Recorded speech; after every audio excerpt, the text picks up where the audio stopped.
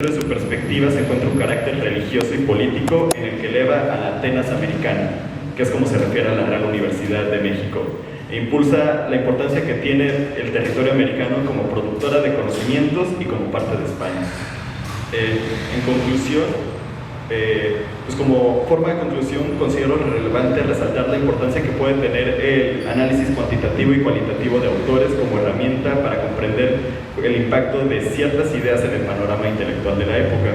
Además, nos ofrece la posibilidad de profundizar en cómo circuló el conocimiento científico pre-newtoniano en Nueva España, retomando el circuito de comunicación de Robert Dalton.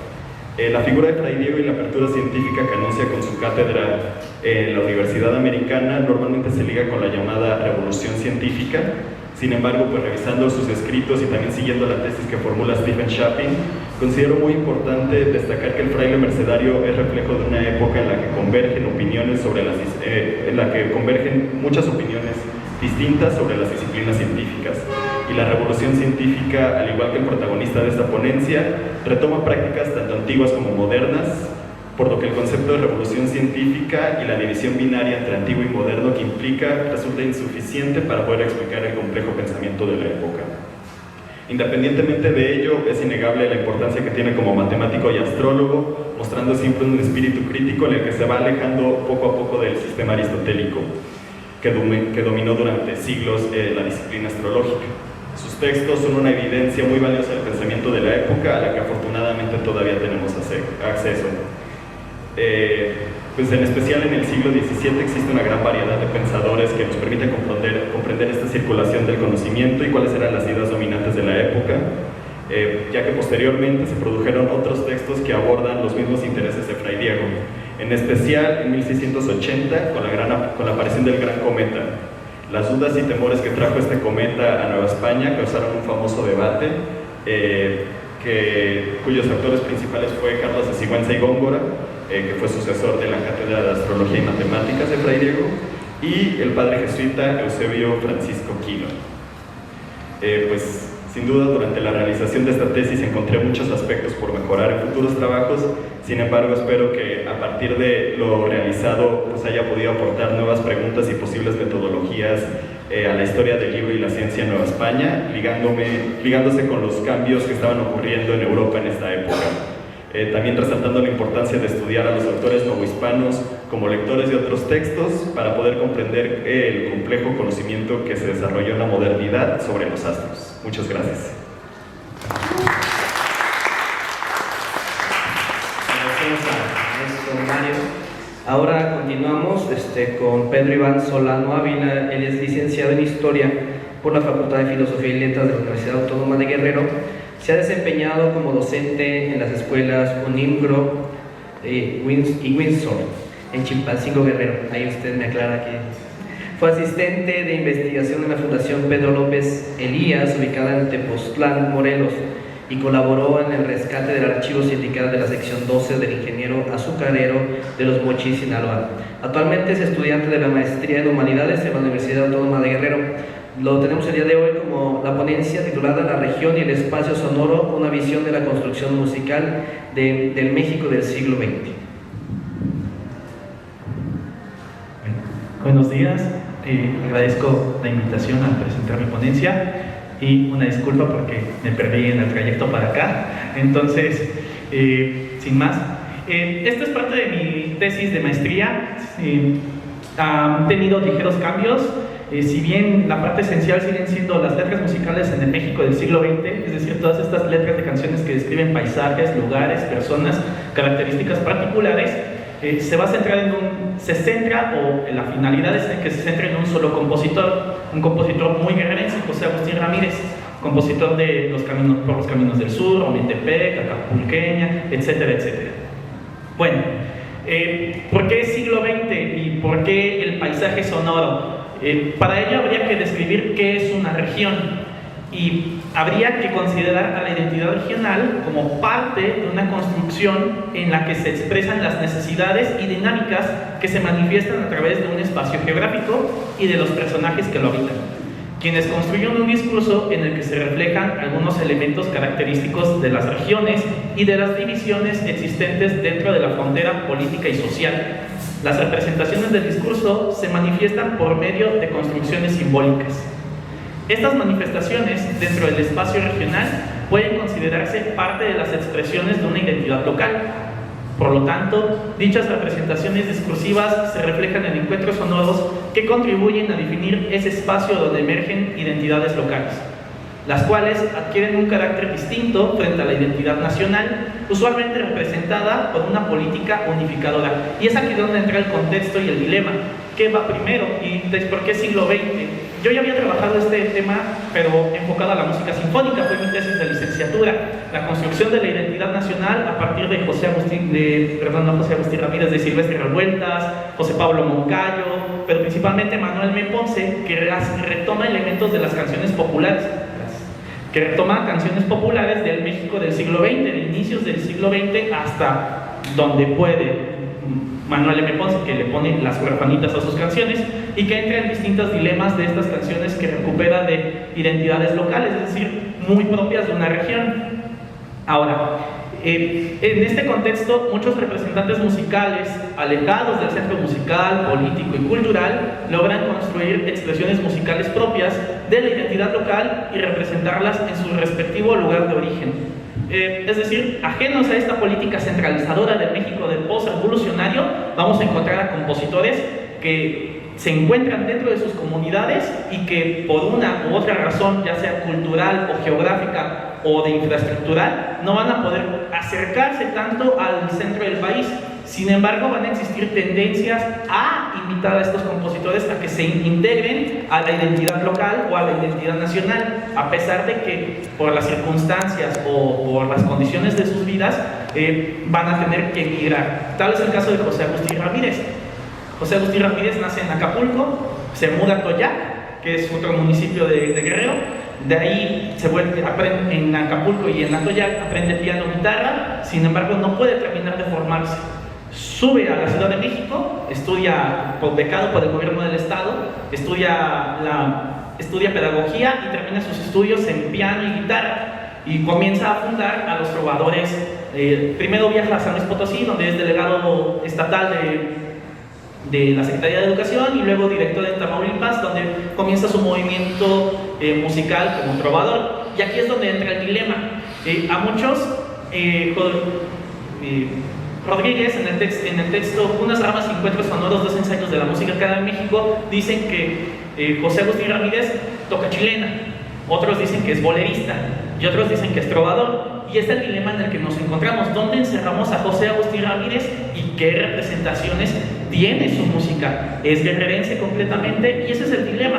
Al momento de que se aproxima José Agustín Ramírez, y lo vamos a ver un poco más adelante, tiene otras influencias, y esa es la hipótesis que está, porque la música de José Agustín Ramírez no son chilenas, no es un son calentano, no es un son de artesa, es otra característica, más bien influencia de bolero, a la par o en su estadía en Ciudad de México.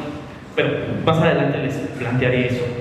En este contexto, ya como se los planteaba, el problema de la construcción de una identidad radica en las representaciones y en sus pobladores, es decir, en lograr formar una identidad en la que las influencias externas e internas contribuyan a configurar el ideal de lo que se considera como parte de una identidad propia. Esto debe contemplarse tomando en cuenta que la identidad es un proceso dinámico en constante transformación, influido por múltiples factores sociales, culturales y geográficos. Se podría considerar que todavía se identifican algunas amplias demarcaciones, no tanto a partir de su pertenencia a tal o cual municipio, sino en función de la región cultural que les corresponde, que es una cita del doctor Pérez Monfort en su texto Las fiestas regionales mexicanas, un libro coordinado por Enrique Flores Cano. Por lo tanto, la representación cultural está construida desde una región alejada de las entidades y municipios centrales, que es usualmente los lugares que conocemos como las capitales, donde se centran en algunos casos los poderes económicos y culturales. Esto implica que las expresiones culturales locales pueden desarrollarse con mayor autonomía y conservar rasgos distintivos que difieren de los modelos culturales hegemónicos. Es decir, que los agentes sociales que ocupan las posiciones dominantes pugnan por imponer una definición dominante de la identidad social que se presenta como la única identidad legítima o como la forma, mejor dicho, legítima de clasificación social.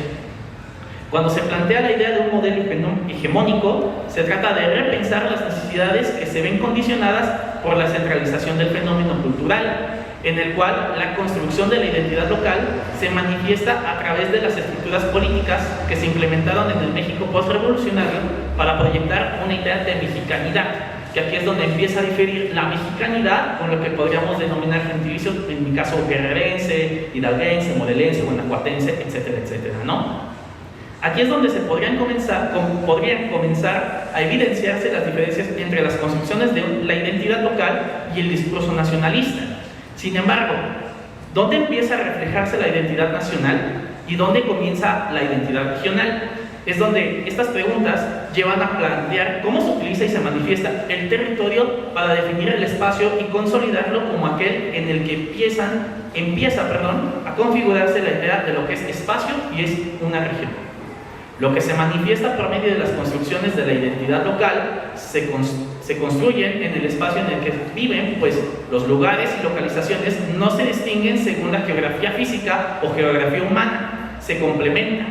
La sociedad utiliza la heterogeneidad del sustrato físico para construir lugares que tienen para ellas una cierta realidad construida y percibida. La esencia del espacio es social y eso hay que tenerlo en cuenta siempre. Todo lugar geográfico en el que habitemos es siempre social. ¿Por qué? Porque pues, al final del día una piedra no me va a decir cómo vivir o representar, más bien añadimos esa simbología dentro del discurso que vamos construyendo. Y es ahí donde recae el discurso nacionalista, o si quieren también las músicas, las canciones, mejor dicho, Caminos de Guanajuato, Caminos de Michoacán, todas ellas involucran ubicación, localización, menciones de lugares, inclusive en las fiestas. Ahí está la canción de la Feria de Aguascalientes, inclusive dentro de mi propia estado o entidad, que son las manifestaciones geográficas dentro del mismo. Ahora, la región podría ser comprendida como la constante transformación entre el hombre y el entorno que lo rodea, lo cual podría denominarse espacio. El espacio es aquello que se conforma a partir de una representación, es decir, que se manifiesta por ser el lugar. Tiene también y sobre todo un sentido representado por las interrelaciones tejidas por los hombres en sus espacios de vida a través de la historia y de la cultura de las sociedades. Estas dos citas son mencionadas, son de Gilberto Jiménez, la primera, en Teoría y Análisis de la Cultura, y la que les acabo de mencionar es de Hubert Mazurek, Espacio y Territorio, Instrumentos Metodológicos de una Investigación Social. Entonces, por lo tanto, las manifestaciones de la identidad y el sentimiento de pertenencia al espacio que se habitan permiten relacionar dicho espacio con sus habitantes. Las representaciones del mismo se expresan en la construcción de la comprensión del territorio y en la idea de lo que se considera propio. A esto mismo podemos asociarle los espacios históricos culturales que se han manifestado. En este caso, la Costa Chica guerrerense se manifiesta a partir de la ocupación o los afromexicanos que viven en esa zona. Construyen a partir de ello una danza, es decir, el son de artesa, que tiene representaciones simbólicas. La figura de un toro menciona a Rodríguez en el libro de 12 ramas, unas ramas y encuentros sonoros, y menciona que antes de el esclavo volteaba una balsa y ponía una figura, ya sea de un toro o un vaquero, que representaba esto al español. En ella, el afromexicano o el africano, el esclavo, aquel que vivía en las haciendas y comerciaba, las trabajaba de igual manera, pisaba la figura del toro o del vaquero en un constante zapateado, que es decir, el negro por encima del español. Eso ya es una construcción no solamente simbólica, sino que ya también tiene una manifestación histórica que ha sobrevivido a los tiempos presentes, pues todavía se siguen representando danzas en los sones de artesa. Ya no tienen el mismo significado, porque al final del día también hay que verlo, y lo plantea Eric Hobsbawm en La invención de la tradición. Toda tradición se va transformando y se le añaden cosas, ya se hace a partir de construcciones identitarias o para manifestar este mismo orden de que las tradiciones también pueden ser inventadas y se van aceptando a partir de este proceso. ¿Qué denominaríamos tradición? Ya sería un poco más complejo. Husserl plantea que estas perspectivas de tradición se van manifestando a partir de lo que entendemos o transformamos en torno a lo que convivimos o la cotidianidad. Husserl pone el caso de los jueces en Inglaterra, por supuesto, que antes no tenían peluca, pero ahora llevan la peluca. A eso se refiere con una invención en la tradición. Se podría considerar que ese espacio es aquel en el que se construyen las memorias que se transmiten de generación en generación, y es ahí donde el hombre manifiesta su espacio. Ahora, como ya hoy me queda poco tiempo, hay que entender que el sujeto social vive en lo que denominan allí Cárdenas el espacio sonoro, una aproximación teórica, sujeto-entorno y sujeto-sujeto. Es decir, el sujeto relaciona el entorno en el que vive y lo asocia a estas manifestaciones populares, que Clinton también nos menciona, tradición, popular, folclore, son cosas diferentes. Ahora, ¿a dónde quiero llegar con todo esto? ¿Quién es el que construye la identidad regional en el México del siglo XX? Las clases medias, que es lo que nos menciona Monfil Batalla en el México profundo. ¿Por qué? Porque las élites producen y las clases bajas no pueden acceder a este discurso nacional. Por lo tanto, estas mismas, las clases medias, consumen. Y como consumen, manifiestan y crean el sentimiento de pertenencia que se necesita para poder asociar estos conceptos de propiedad, gentilicio. Por eso cuando alguien canta Caminos de Michoacán y pueblos que voy pasando, si saben en dónde estoy, ya es una representación. Y también nos habla de ubicación, ubicamos lugares a partir de cómo los encontramos. Y el paisaje sonoro es el que lo construimos todos. No es aquel que se construye por los ruidos naturales o los ruidos de las grandes ciudades, sino que es aquel en el que podemos construir o convivimos todos los que estamos dentro del entorno. Es una historia y es una cultura en la cual la vamos manifestando o se manifiesta en torno a lo que comprendemos de la misma.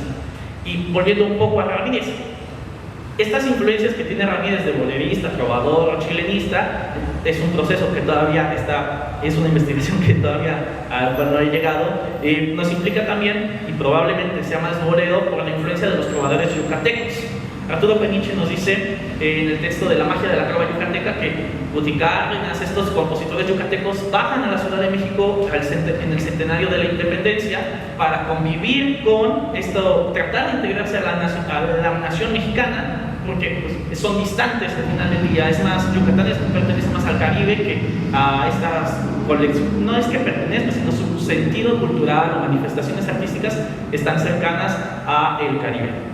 Bueno, para concluir, es probable que José Agustín Ramírez tenga estas influencias de bolerista, porque sus estilos, su representación y su formación musical puede que tenga esta influencia de trovador yucateco. Y también porque cuando ponemos en contexto en la época al estado de Guerrero, no tiene la infraestructura, sus grandes ciudades no son tan grandes ciudades, la capital del estado no está desarrollada completamente y muchas de estas parecen zonas rurales. Por lo tanto, no podría llevársele la música que construye Manuel M. Ponce, porque simplemente no podría accederse, no habría las salas de concierto. Sin embargo, la música de José Agustín Ramírez es más accesible porque es popular y permite un sentimiento de identificación en ellas, se vuelve accesible, lo cual nos lleva a otro dilema: ¿cómo se difunde esta radio, cómo se difunde esta música en un estado en el siglo XX que no tiene ninguna de las conexiones o infraestructura? Porque recordemos que la carretera México-Acapulco por Miguel Alemán solo pasa las grandes ciudades que hoy se conoce como La Libre, pero solo pasa Tasco, la capital del estado, y llega hasta Acapulco, y de poco más comienza a conectar al estado de Guerrero. Y muchas gracias. Bueno, agradecemos al profesor, un interesantísimo tema. Ahora, bueno, abrimos la parte que nos debe de interesar a todos, que es la de preguntas, cuestionamientos, dudas, comentarios, sugerencias. Les cedo la palabra a ustedes. A ver si me hacen favor con este micrófono, por favor. ¿Alguien tendrá alguna pregunta?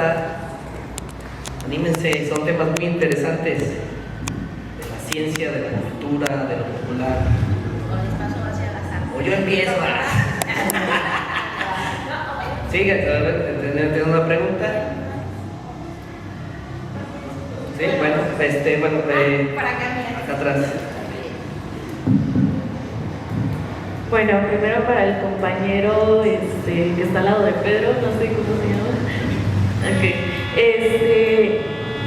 ¿Cómo hablabas de una persona que siguió la cátedra de Fray Diego, me parece, de Fray Diego, pero después de él, ¿qué impacto tuvo o qué impacto tiene posteriormente su cátedra, o cómo se va desarrollando, en qué se vuelve, en qué se convierte todo ese proceso? Y bueno, después otra pregunta para Pedro. Tú hablabas un poco de esa parte, bueno, tocabas la parte de lo local y también de la parte de la identidad nacional, ¿no? Entonces mencionabas que un poco Agustín Ramírez era esa parte de crear un regionalismo, ¿no? De cierta forma, pero al final mencionaste que era música popular. Entonces, ¿cómo está en ese movimiento? ¿Realmente era música popular que estaba accesible a todos los territorios de Guerrero? ¿Cómo se expandió? ¿O realmente fue un proceso de identidad regional, pues, patrocinada y dirigida por el mismo gobierno del estado? Y serían mis dos preguntas. Bueno, yo empezaré. Creo que pues es una buena pregunta pensar el impacto que tiene la cátedra, y retomando lo que postula mi profesor, el doctor Enrique González, pues en ese momento la cátedra de medicina como tal no es tan importante como lo es hoy en día, y de hecho pues es considerada de las cátedras bajas, podría decirse, de la Real Universidad. Entonces siempre existió como un poquito como este desprecio a los catedráticos de medicina, y además la cátedra de astrología y matemáticas era obligatoria para los médicos, pero no formaba parte de la facultad de medicina, es lo que llamaban una cátedra exenta. Entonces en el contexto universitario eran los profesores que peor les pagaban de la universidad, y la universidad siempre tuvo problemas económicos, por lo que era común que no les pagaran. Sin embargo, en un plano un poco más social, pues estos catedráticos de astrología tenían que estar produciendo los almanaques y los pronósticos, además pues además justo porque no les pagaban, eso les podía dar este beneficio económico para poder proseguir y subsistir, y por lo que y además ellos eran considerados pues los más grandes astrólogos, por eso es que habían logrado llegar a ser catedráticos de la Real Universidad. Entonces, en especial con Fray Diego Rodríguez, se puede encontrar que tiene un impacto, pues sí, social, de que fue leído por la población en general, pero diría que el impacto que él tiene es más dentro de la propia comunidad pequeña de astrólogos que existía a mediados del siglo XVII, que fue liderada precisamente por él en el contexto universitario, y también fuera del contexto universitario, porque había personas que también hacían sus propios almanaques y sus propios pronósticos. Por ejemplo, Gabriel López de Bonilla, que también mencioné y traté dentro de mi tesis, o incluso Melchor Pérez de Soto, que él fue muy famoso porque fue juzgado por la Inquisición por los libros y por las prácticas de astrología prohibidas que hacía, y que murió dentro de la cárcel. Entonces yo diría que el impacto que él tiene es más dentro de estas comunidades pequeñas de científicos, de astrólogos. Bueno, Ania, respondiendo a tu pregunta, te lo voy a poner un poco en el contexto nacional primero, para que ir profundizando un poco en esto. Yolanda Moreno Rivas, en Rostros del Nacionalismo en México, plantea que mucha de la música nacionalista construida es influenciada por los estados, no los gobiernos estatales, más bien el Estado nacionalista mexicano. Manuel M. Ponce, inclusive mucho antes de llegar al gobierno postrevolucionario, ya tenía apoyos del gobierno porfirista para construir su música, componer lo que él ya creía. También ahí estaba Julián Carrillo, por ejemplo. Ahora, poniéndolo en el contexto de José Agustín Ramírez y en el Guerrero del siglo XX, la idea es de que sí tuvo apoyo del gobierno del estado. Lo difícil es comprobarlo. ¿Por qué? Porque no había dinero, técnicamente. Los periódicos oficiales del Estado mencionan que las únicas grandes inversiones que realizaba el gobierno del Estado eran para cables de telégrafos o telefonía, una que otra infraestructura de radio, que es lo más probable que haya sido la difusión de la música de José Agustín Ramírez, y la otra es de que, pues, ¿de dónde si venía saliendo el proceso post-revolucionario? El estancamiento económico en el Estado no daba para construir más. Inclusive el propio gobierno del Estado tenía todavía para el siglo XX conflictos territoriales con Oaxaca, con Morelos, y todavía se separa el gobierno, se vuelve un gobierno independiente al federalismo en 1921. Es decir, que es inestable en las condiciones. Y si te das cuenta, en el periodo en el que el gobierno del Estado se separa del gobierno federal, José Agustín Ramírez ni siquiera estaba en la entidad, ya estaba 21. José Agustín Ramírez probablemente estaba o en San Luis Potosí o en Tamaulipas, haciendo a los trovadores tamaulipecos en este caso, del cual todavía no he encontrado nada, pero también hay registros de que él forma a los trovadores guerrerenses y lleva conciertos a todas las comunidades, que es probablemente ahí donde inicia la difusión de su música. Ahora, tú mencionabas que si realmente era un movimiento, me preguntabas que si realmente era música popular. Sí era música popular, porque para los académicos, volviendo a Manuel M. Ponce, pues la música que él hizo, de la cual hizo arreglos, las huerfanitas, según Yolanda Morillo Rivas le plantea a Manuel M. Ponce, pues era música popular y las llevó a salas de conciertos. ¿Por qué? Porque se supone que la canción mexicana debería tener este rostro de culta, académica, etcétera, etcétera. Más bien estas ideas centradas en la música eurocéntrica, de la cual, pues al final del día, Manuel M. Ponce era parte. Es por eso que sí era música popular. Y si bien también entra el dilema de si fue patrocinada por el gobierno del Estado o tuvo asistencia o influencia del gobierno del Estado, creo que no dejaría de ser música popular, porque, como lo mencionaba, llega a las masas que no son élite y que son, en este caso, clase baja o cuando mucho clase media. Y eso habría que definirlo también, porque el espacio geográfico de Guerrero no nos permitiría considerar, por lo menos en esa época, si había una clase media o si solamente eran comunidades rurales, las cuales muchas sí eran, o en algunos casos la mayoría tenían ranchos o haciendas probablemente. No sé si haya respondido tu duda, si no, podemos seguir platicando de esto. Gracias. ¿Alguna otra pregunta? Maestra, por favor.